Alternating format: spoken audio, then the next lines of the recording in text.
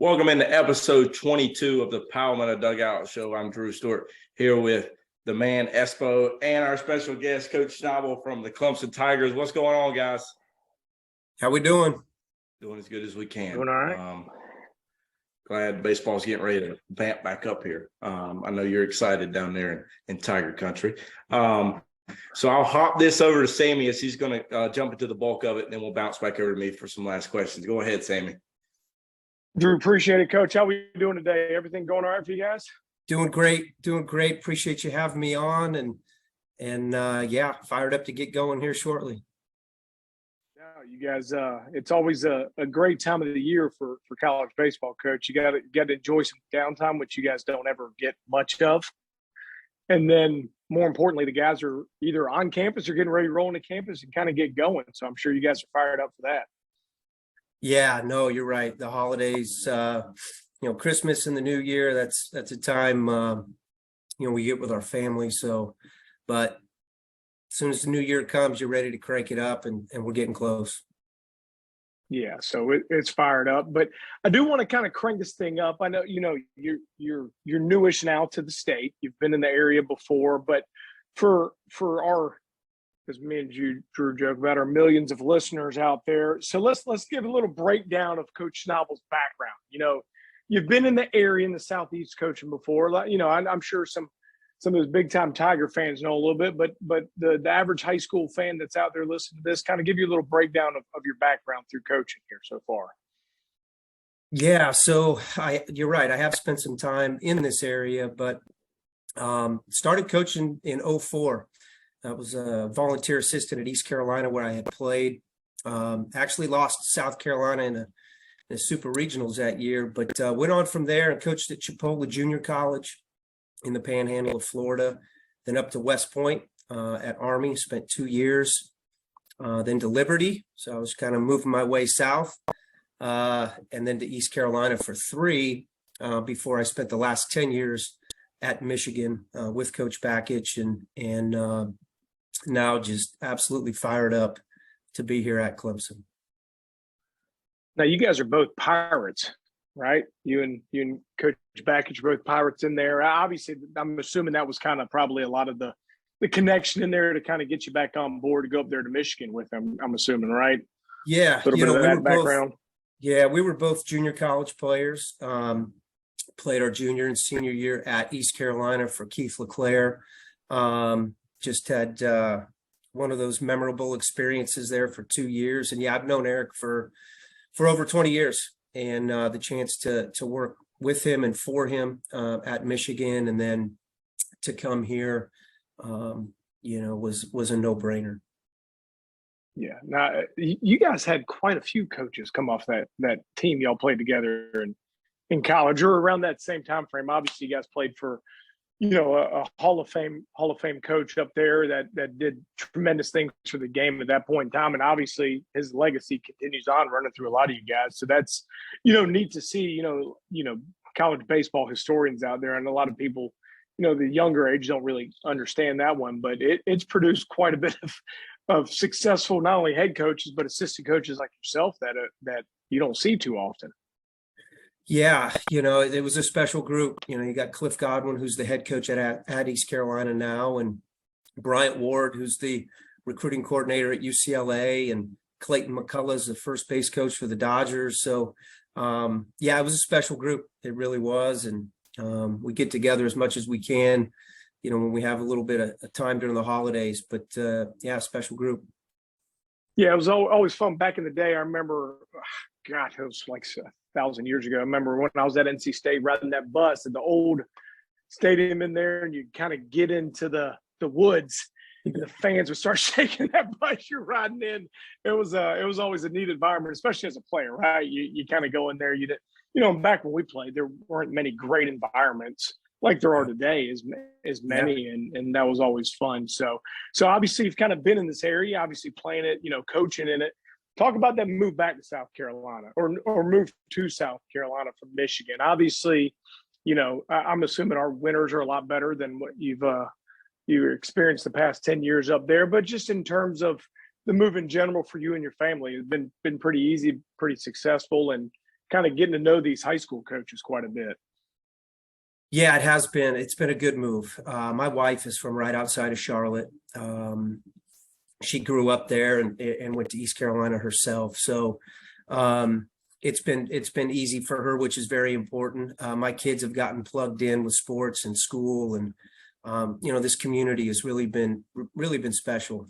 People have reached out and tried to help in any way. So that transition was great. Although my kids were pretty ticked off because they got robbed of a whole month of summer, because in Michigan you start after Labor Day in school. Here we started like August 2nd. So they were not big fans of that, but all of that has worked out great.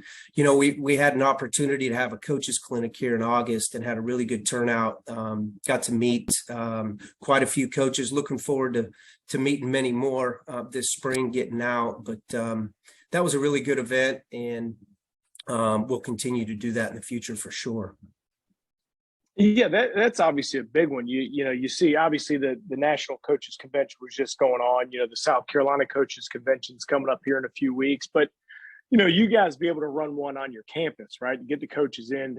Obviously you guys are new to the area, but just to either start those relationships, but also keep those things going. I mean, that's one thing. I mean, I spent 10 years in the state before I moved away and coming back, but the high school coaches, right? They're the backbone of these programs, and these, you see a lot of these coaches that have been coaches at the same high school for 20 plus years. So you guys bringing them back in and kind of getting to start to know them and work those relationships. I mean, that's big time. Oh yeah. I mean, and we won't make a decision on recruiting a kid or wanting to bring them into our program until we talk to those high school coaches. Obviously they have travel coaches and different people that touch their lives, but those high school coaches are around them every day for the majority of the year. And so, yeah, that's really important. Their input and them giving us heads up on guys in the state is vital. And and the coaches clinic too, let them kind of hear from us on our philosophy on the way we want, are doing things. And hopefully that aligns with how they're running their programs and how they want their student athletes to behave and play too. So it was all good. Good. Well, obviously a great thing you guys did for those guys and just the game in general in the state. Now let's kind of stay on that topic of the game. So obviously you kind of got out of playing, got into coaching pretty much about the same time I did, but kind of talk about how the game, where it's come from, right? When you first started getting into coaching to where it is now, a lot of just the differences in heck, it's probably been a lot of differences in the last 5 to 10 years, more so than anything else, but kind of touch upon a few of the things that you think has been going in the right direction, for the game of baseball and for the amateur players, across the country. Yeah, I think you said it. I think the majority of the changes have come in between the last, 5-10 years. This will be my 20th season coaching in college. And like you mentioned, the biggest changes have come the last 5 or 10. Certainly from a recruiting standpoint, that landscape has changed. It's becoming earlier and earlier. Then you throw in the portal, which in the last couple of years has thrown another dynamic into things. So yeah, quite a few changes. If you look at our game though, college baseball in general, boy, it sure seems like a really good time to be in it. With the exposure that we're getting with TV, and things like that, I think we're going to have some rules changes coming up to, add some coaches, which our student athletes need. So it's a good time to be in college baseball. No doubt. And you see some things, right? Like obviously when me and you were playing back in the day, there was it seemed like only a handful of schools that really invested in baseball. Right now, you look across our state, right? I mean, obviously you guys, down here in Columbia, Coastal with their facility, and then College of Charleston's about to build, and Wofford's there's a bunch of them, Winthrop's got, a lot more programs invest, which, back in the day, there's only a couple, and I think that's important for the student athlete because they can go, I'm assuming they walk through your player development building and have anything they need in their hands to make them the best player. And that's huge. And they've got more at your level and the college level than they probably do at the lower levels of minor league baseball, in which, for an 18-year-old kid rolling in there, that's humongous.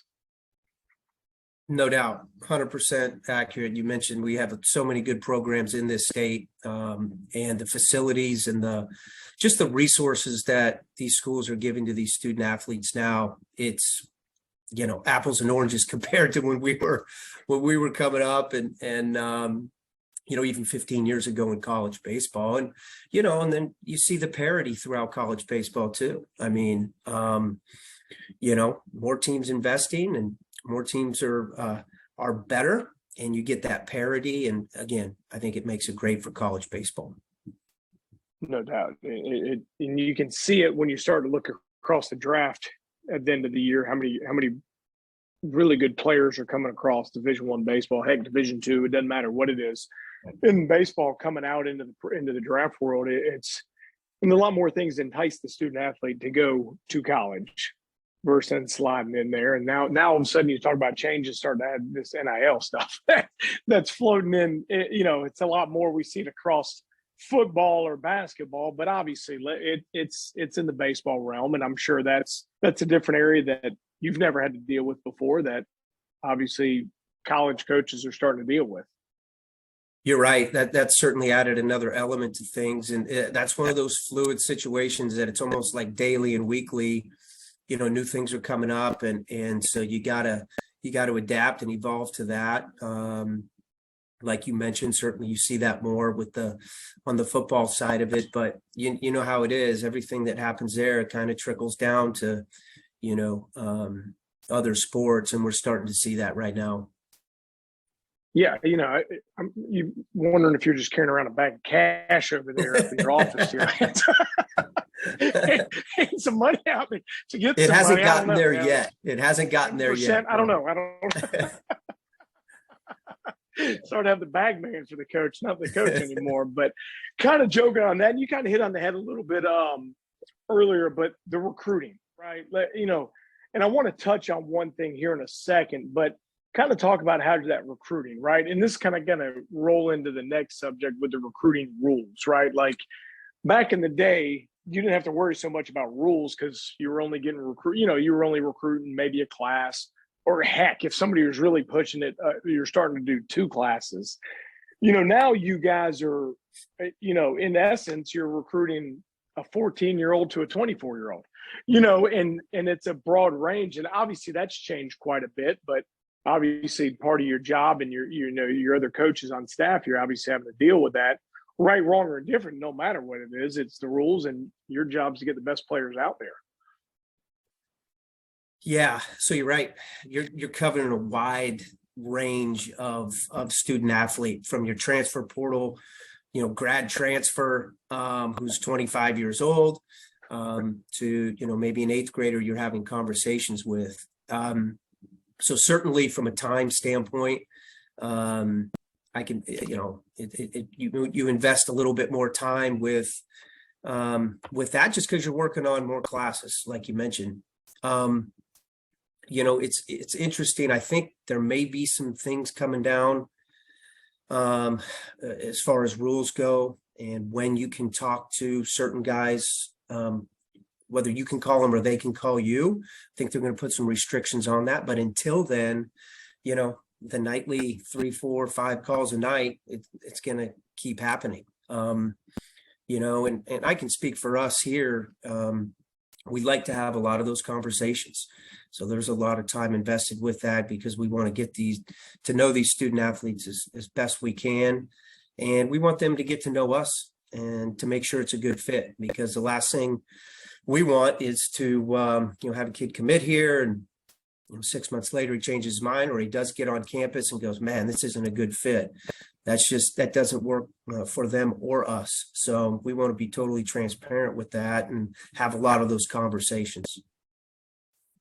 No doubt. And speaking of that, of the phone calls, and we get this a lot, and I'm sure you get it more than a million times more than we do, a little bit of those rules, right? Like a kid calls you, you miss his call, what age does he have to be for you to give him a call back? Or if he shoots you a text, hey coach, what's up? Or Merry Christmas, or whatever the text may be, Yeah.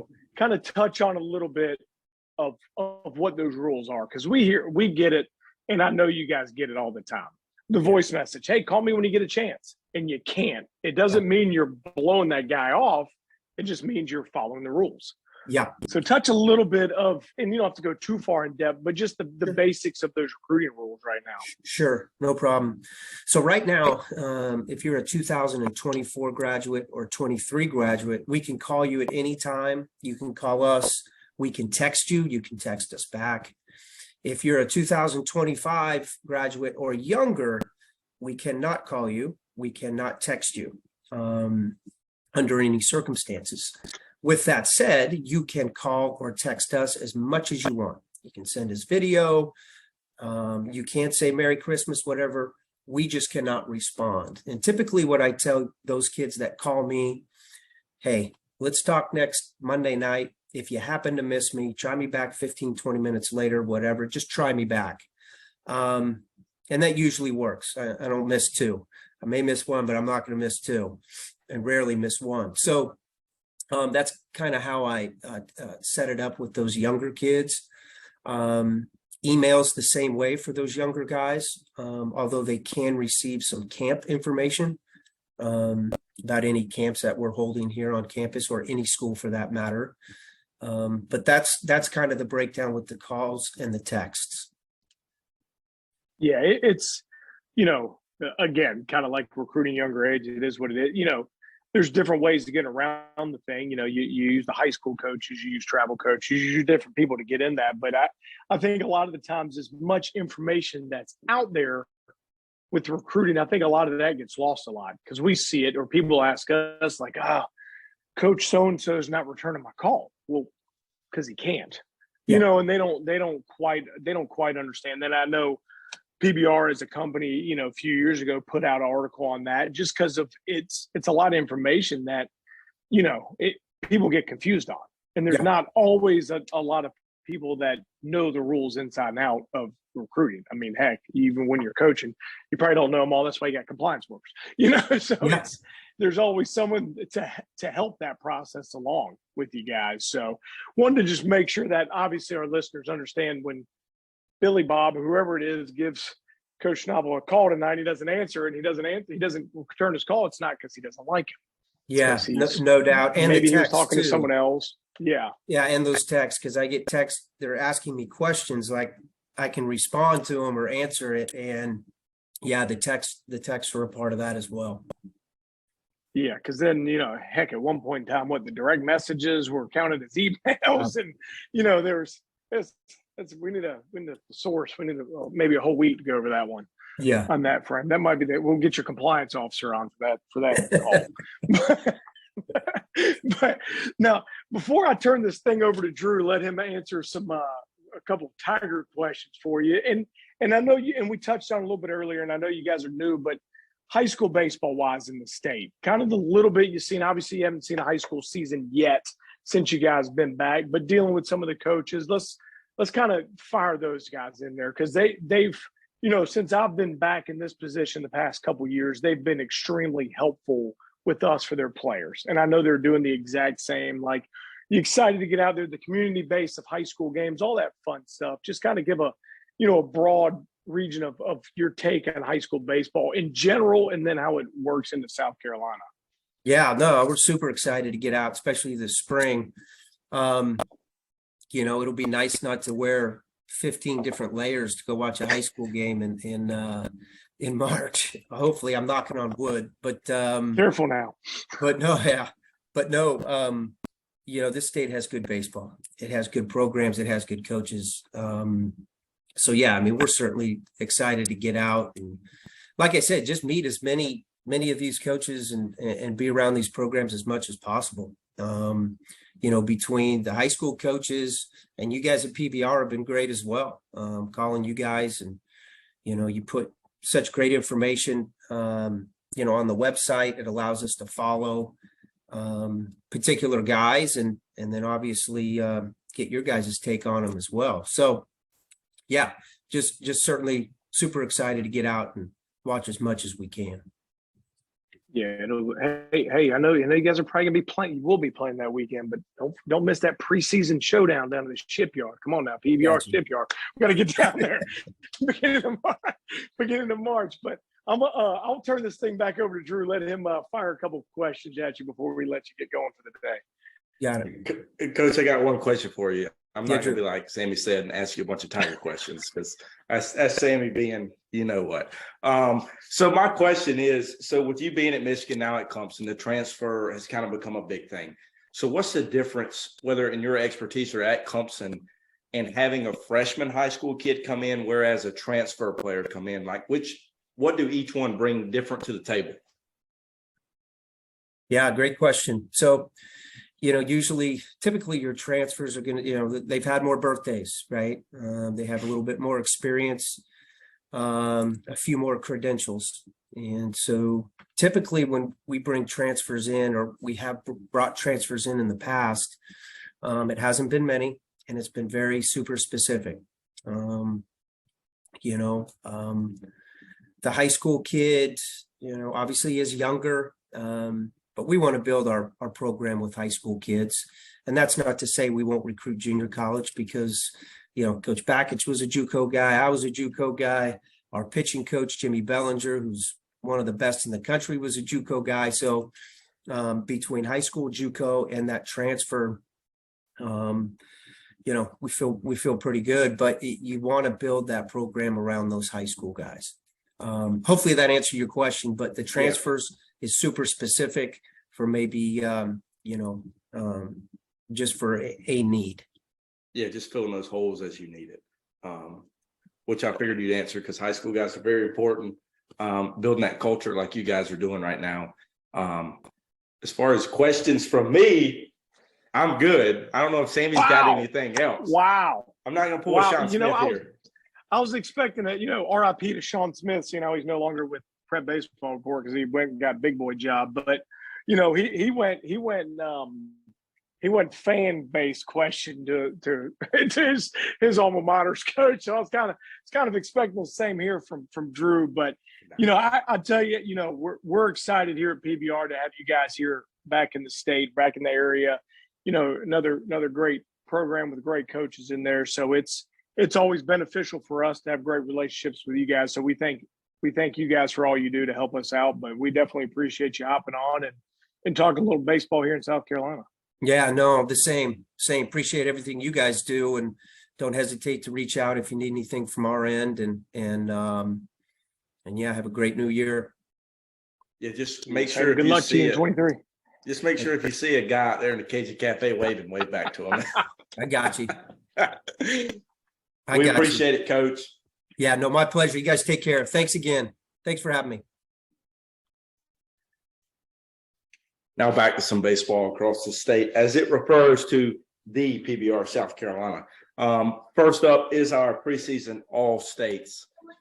We have a North and a South, North being the 21st of January at Winthrop University, and the South being the 28th of January at Shipyard Park.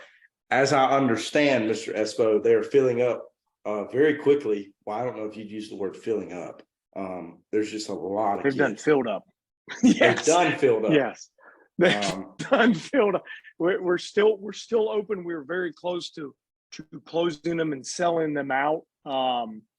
We've had a few people request us to wait, a little bit into January for registration. So registration for these two events are phenomenal right now, right? Not only with the number of young players we got coming to it, but just the talent perspective. We got numerous college commits that are coming to it, sprinkled across the classes that are coming. We got some of the, majority of the players are going to be through that freshman year in high school, but we do have a handful of some uber talented 2027s that are coming to this event. So we're really looking forward to getting a big time jump on the state of high school baseball. And, there's going to be plenty of players that we haven't seen before. There's going to be plenty of players we haven't seen in a while that have made those big time jumps of all their hard work that they put, not only this off season, but over the course of the year or so that we've seen them. So we're really fired up to get these things going. We got 2 phenomenal facilities,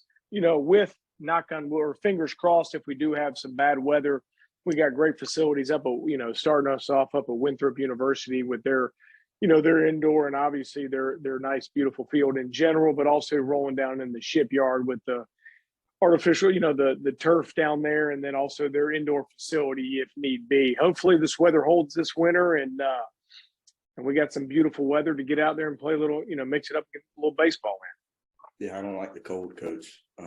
No, I'm about over. But I do have I do have a lot of warm PBR clothes now. So maybe that'll help. Hey, remember that? Remember last year at the shipyard? How cold Oh it was? my gosh.